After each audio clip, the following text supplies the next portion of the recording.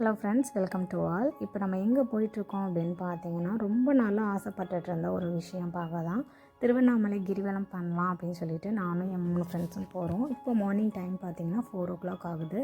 இப்போ நம்ம போக போக பார்த்திங்கன்னா இப்போ 6 ஆகிடுச்சு. கொஞ்சம் விடிகிற மாதிரி ஆயிடுச்சு.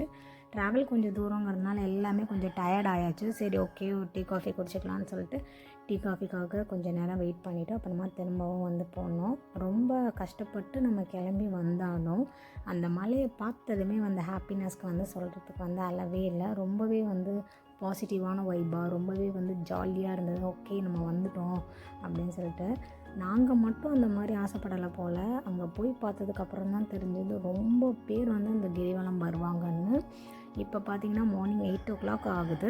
நாங்கள் சாமி கோவிலில் வாசல் ஆரம்பித்து நடக்கிறதுக்கு ஸ்டார்ட் பண்ணிட்டோம். ஸ்டார்ட் பண்ணால் கொஞ்சம் நேரத்துலேயே பார்த்திங்கன்னா மழை லைட்டாக தூர்றதுக்கு ஆரம்பிச்சது. சரி, பரவாயில்ல அப்படின்னு சொல்லிட்டு நாங்கள் பாட்டுக்கு நடந்துகிட்டே இருந்தோம். லைட்டாக டிஃபன் எடுத்துகிட்டு நடக்க முடியாதுன்னு சொல்லிட்டு திரும்ப நடக்க ஆரம்பித்தாச்சு.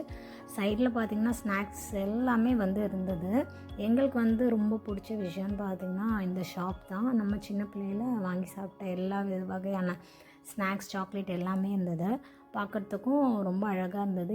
அதையும் வாங்கிட்டு சாப்பிட்டுக்கிட்டே பார்த்திங்கன்னா ஒரு வழியாக எங்கள் கிரிவலத்தை 5 ஹவர்ஸ்க்கு அப்புறம் முடித்தோம். ஏன்னா நாங்கள் 8 லிங்கத்தையும் பார்த்துட்டு வந்தனால அவ்வளோ லேட் ஆகிடுச்சு. அண்ணாமலையாரை எங்களால் பார்க்க முடியல. அண்ணாமலையாரோட அருள் எல்லாத்துக்கும் கிடைக்கணும் அப்படின்னு சொல்லிட்டு ப்ரே பண்ணிவிட்டு நாங்கள் திரும்ப வீட்டுக்கு கிளம்பியாச்சு. நாங்கள் வீட்டுக்கு வரும்போது டைம் பார்த்திங்கன்னா 7:30 ஆகிடுச்சு. ஒரு வழியாக ஒரு ட்ரிப்பை பிளான் பண்ணி சூப்பராக முடிச்சிட்டோம். அதுவே ரொம்ப பெரிய விஷயம். பிடிச்சிருந்தால் லைக் பண்ணி, கமெண்ட் பண்ணி, ஷேர் பண்ணுங்கள். தேங்க்யூ.